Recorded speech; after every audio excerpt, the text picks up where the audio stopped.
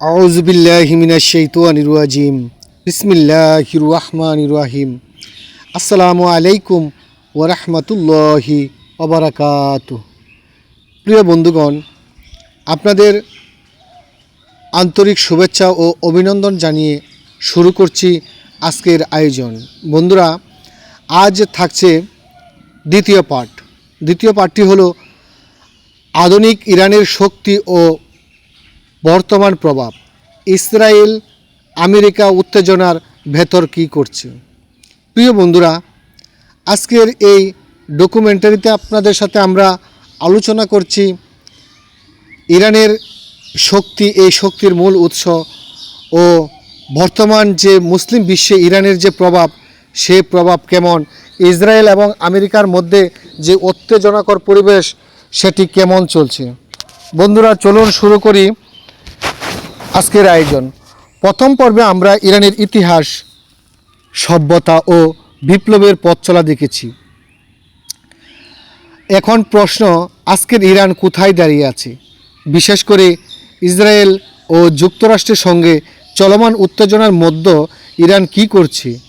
যুদ্ধবিরতি চুক্তি, কূটনীতি সব মিলিয়ে বর্তমান বাস্তবতা কী?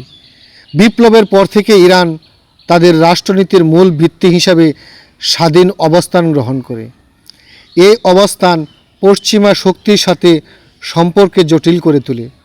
অর্থনৈতিক নিষেধাজ্ঞা আরোপ করা হয়, আন্তর্জাতিক চাপ বাড়ে, তেল রপ্তানি ও সীমিত হয়। কিন্তু এসবের মধ্যে ইরান আত্মনির্ভরতার পথ বেছে নেয়। নিজেদের শিল্প, প্রতিরক্ষা ও প্রযুক্তি এবং জ্বালানি খাতে উন্নয়নের চেষ্টা শুরু হয়। সময়ের সাথে সাথে মধ্যপ্রাচ্য উত্তেজনা বাড়তে থাকে। ইসরায়েল ও ইরানের মধ্যে পারস্পরিক অভিযোগ, নিরাপত্তা উদ্বেগ এবং কৌশলগত প্রতিদ্বন্দ্বিতা পরিস্থিতিতে জটিল করে তোলে।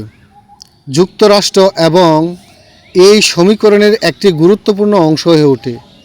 ফলে যে কোনো উত্তেজনা দ্রুত আন্তর্জাতিক আলোচনায় চলে আসে। প্রিয় বন্ধুরা, সাম্প্রতিক আমরা বিশ্বের মুসলিম দেশগুলোর মধ্যে দেখতে পাচ্ছি যে কোনো মুসলিম দেশ উন্নতির দিকে ধারাবাহিকতা বজায় রাখতে চেষ্টা শুরু করে, তখনই ডিপ স্টেট তথা অন্য কোনো রাষ্ট্রের প্রভাব ওই রাষ্ট্রটির উপর পড়তে থাকে। যেমন মুসলিম বিশ্বের অন্যতম শক্তিশালী একটি দেশ হচ্ছে ইরান।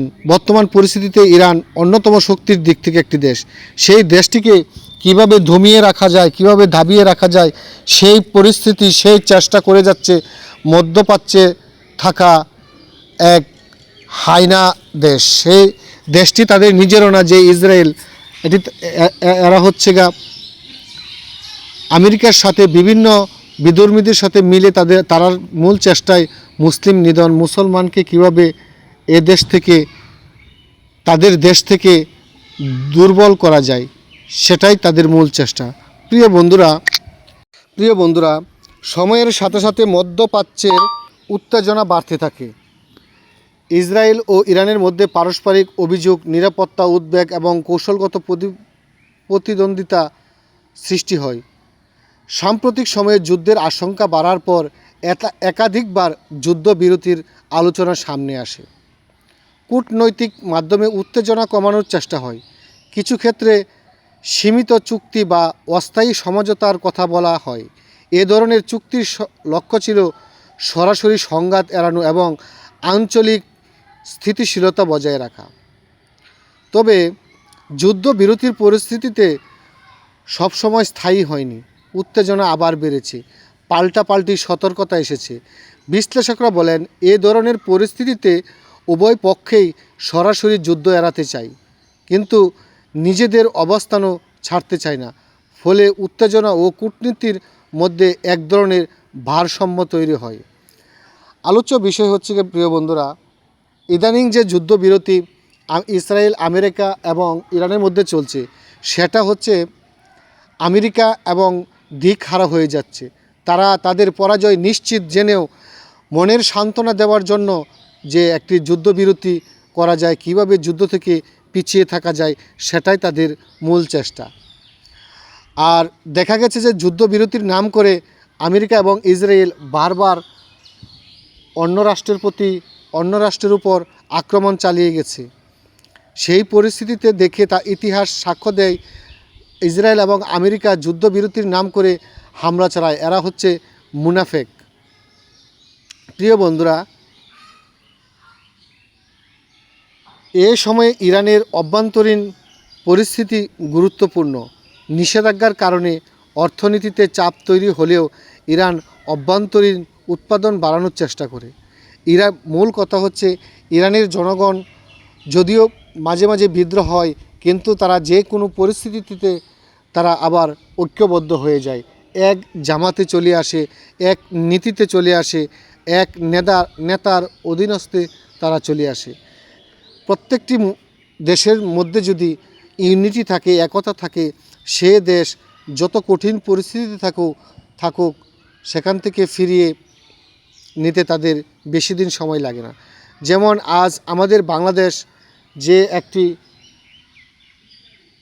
অনৈতিক দিক থেকে, অর্থনৈতিক দিক থেকে যে পরিস্থিতিতে পতিত হয়েছে, সেই পরিস্থিতি সামাল দিতে হলে আমাদের দরকার একতা, ঐক্যতা এবং সরকারকে সহযোগিতা। তা না করে আমরা বিভিন্ন গুজব এবং কুসংস্কার ছড়িয়ে দেশকে আরও অস্থিতিশীল পরিবেশে দিকে নিয়ে যাচ্ছি। প্রিয় বন্ধুরা, জ্বালানি খাত, শিল্প উৎপাদন এবং প্রযুক্তি উন্নয়নের দিকে গুরুত্ব দেওয়া হয়। বিশ্ববিদ্যালয় ও গবেষণা খাতে বিনিয়োগ বাড়ানো হয়। নতুন প্রজন্ম বিজ্ঞান ও প্রযুক্তিতে এগিয়ে যাওয়ার চেষ্টা করেছে ইরানের সামরিক শক্তি তারা দিন দিন বৃদ্ধি করে যাচ্ছে।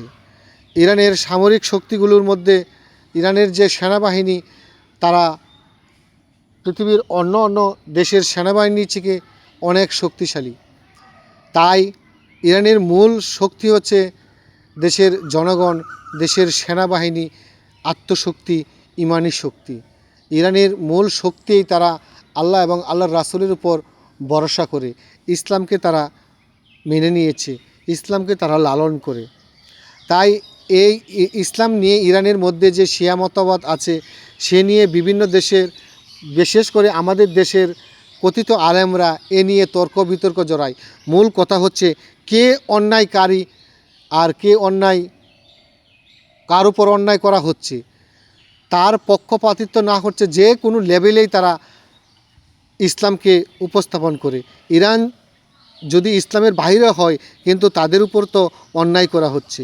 আমরা কেমন মুসলমান, যারা অন্যায় করছে তাদের পক্ষ নিচ্ছি, আর যাদের উপর অন্যায় করা হচ্ছে তাদের বিপক্ষে যাচ্ছি। আল্লাহ আমাদেরকে হেদায়েত দান করুন, আমিন।